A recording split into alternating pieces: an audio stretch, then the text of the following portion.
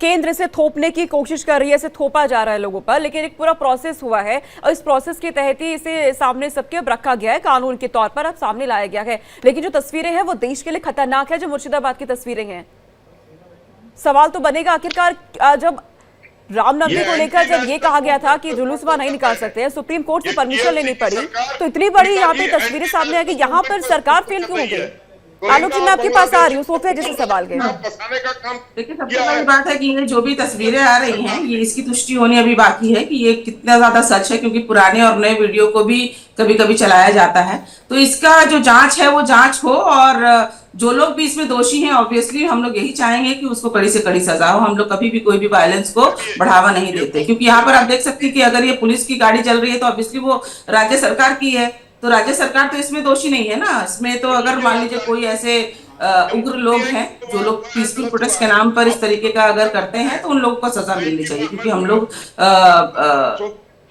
विरोध, आलोक जी आपके पास आएंगे पीसफुल प्रोटेस्ट करने का हर एक लोगों को अधिकार है, वो पीसफुल प्रोटेस्ट चलता रहेगा। देखिए, किसानों ने भी किया था और किसानों ने अपनी जान गंवाकर 3 काला कानून जो उनके खिलाफ बने थे उसको ये सरकार को वापस लेनी पड़ी थी। तो ऐसा नहीं है कि जब बिल पास हो गया तो वो वापस नहीं होगा, ऐसा नहीं है। कि तुम पे थोपा गया क्या, ये तो आग में घी डालने वाला काम हो गया ना। अगर लोग इसके पीछे प्रोटेस्ट करेंगे तो क्या ये जो देश के किसान थे, क्या वो लोग भी उग्रवादी थे? वो लोग भी खालिस्तानी थे? जिस तरीके के लोग भाजपा के लोग उन लोगों को खालिस्तानी बुलाते थे हमारे किसानों को, तो उस तरीके से मुसलमानों को भी आप लोग एंटी नेशनल बोल सकते हैं। लेकिन देश तो ये भी हमारा है ना। अगर हमें लगता है कि हमारे धर्म स्थलों पर, हमारी चीजों पर अगर नियंत्रण करने की कोशिश की जा रही है, खासकर सिर्फ एक समुदाय को लेकर ये बात हो रही है, जैसा मैंने पहले कहा कि मंदिरों में ऐसा हो रहा है कि धार्मिक स्थलों पर नियंत्रण करने की कोशिश की जा रही है, ऊपर कोई दबाव नहीं है, गुरुद्वारों के ऊपर इस तरीके का आपके पास सोफिया जी आप लौट की राजनीति हो रही है। मुसलमानों के सोफिया जी लौट रहे हैं आपके पास, लौट रहे हैं। देखिए, जब सरकार ने इसको पूरी तरह से स्पष्टीकरण दे दिया है और बार बार ये बात सोफिया जी आपके पास हम लौट रहे हैं, आपकी बात को हमने सुना, लेकिन मुसलमानों के लिए क्या किया है?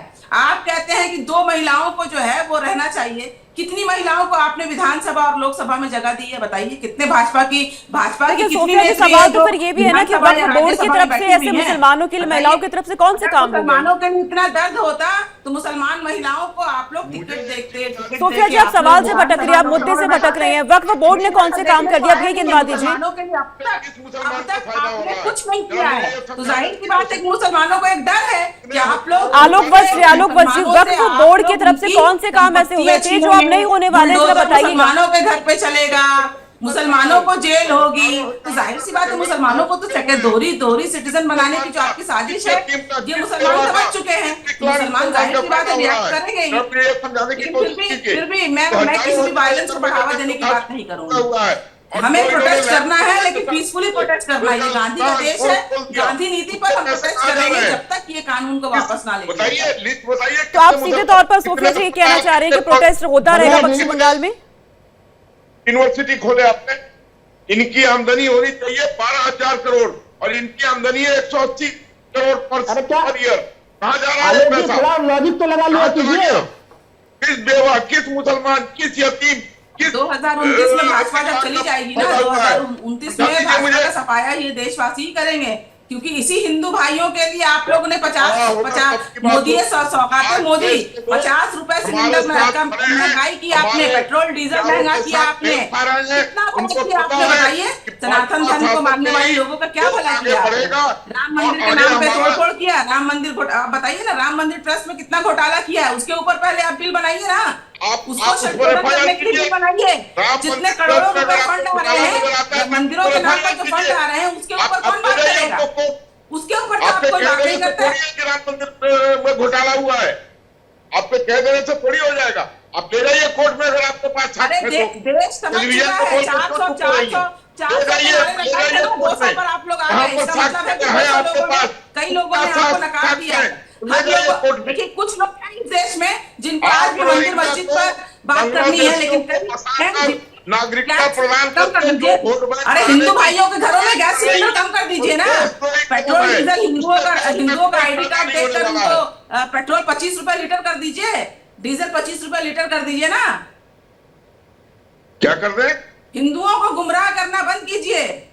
मुसलमानों को कुचलने के नाम पर हिंदुओं को गुमराह करना बंद कर दीजिए। हिंदू अब समझ चुके हैं। 2029 में जब आपका सफाया होगा, एक बार फिर से संशोधन होगा इस बिल में, आप देख लीजिएगा। उस वक्त जो भी सरकार आएगी वापस से इस बिल को नकारा जाएगा।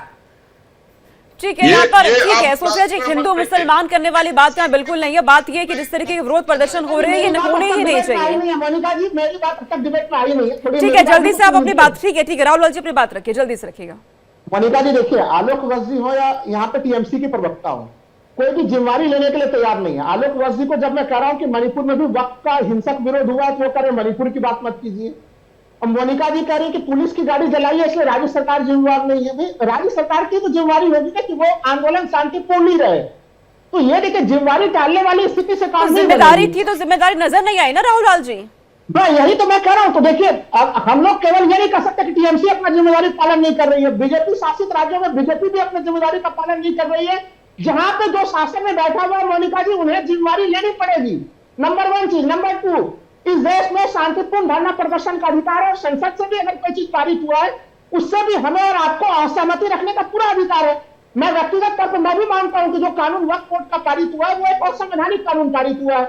जब सुप्रीम कोर्ट में इसकी सुनवाई होगी तो काफी कम संभावना है कि यह कानून संवैधानिक मर्यादाओं का पालन कर सके। और आलोक वर्षी से एक सवाल और है हमारा, जब ये कह रहे हैं कि पूरा प्रोसेस पालन हुआ, अरे भाई भरोसा में लेने का कौन सा प्रयास किया?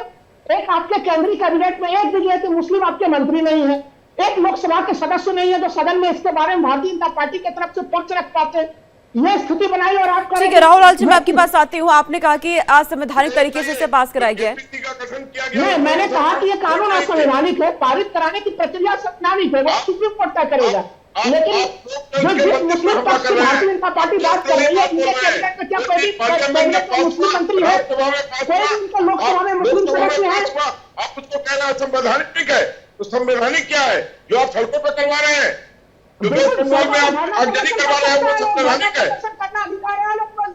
आप विपक्ष में तो आपका सड़क पर धरना प्रदर्शन नहीं करते थे, आप विपक्ष सड़क पर धरना प्रदर्शन नहीं करते थे। तो आपसे मणिपुर में वक्त का विरोध करने वाले लोगों ने आपके भारतीय जनता पार्टी के नेता का घर जला दिया, भारतीय जनता पार्टी के नेता के घर को जला दिया। क्या मैं ये आरोप लगा दूं आपके ऊपर कि बीजेपी के नेता को घर जला?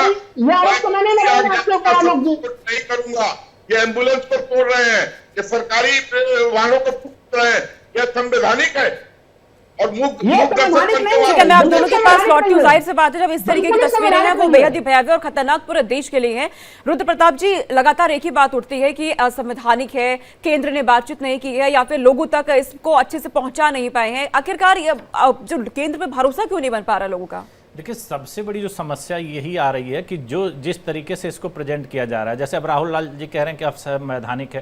भाई संविधान में संसद के द्वारा कोई भी संविधान को पारित करने की यही एक प्रक्रिया है, और अगर आप उसी को असंवैधानिक कह करके लोगों के बीच जाएंगे तो लोगों के बीच इस तरह के जो बात। रुद्र प्रताप जी, मैं आपको बता रहा हूं, नहीं आप हमें मत बताइए, आपने अपनी बात रख दी, आप बताइएगा। लेकिन जब सवाल ये हो रहा है कि अगर हिंसा हो रही है बंगाल में तो आप उस पर बोल नहीं रहे हैं। बंगाल की हिंसा को लेकर के आप मणिपुर चले जा रहे हैं। आज अगर चर्चा बंगाल पे हो रही तो बंगाल पे बोलिए, और जब वहीं के नेता उसी बात को उकसा रहे हैं, वहीं की जनता को उकसा रहे हैं, तो आपको कैसे लगता है कि उसको रोका जाएगा? तो सवाल यह है कि जब आप सुप्रीम कोर्ट में चले गए हैं, सुप्रीम कोर्ट में मामला चल रहा है, तो उस पर प्रदर्शन करने की आवश्यकता ही नहीं बनती। भाई संवैधानिक तरीका यही है ना कि आप सुप्रीम कोर्ट में उसकी सुनवाई चल रही है। कुल मिलाकर ये है कि जिस तरीके के विरोध प्रदर्शन हो रहे हैं ऐसे नहीं होने चाहिए। सार्वजनिक संपत्ति को नुकसान पहुंचता है और ये जिम्मेदारी जिनको लेनी चाहिए उन्हें समझना होगा कि उनकी जिम्मेदारी है इस तरीके के हिंसक प्रदर्शन ना हो। आप तीनों का शुक्रिया, आप चारों का शुक्रिया अपना वक्त देने के लिए।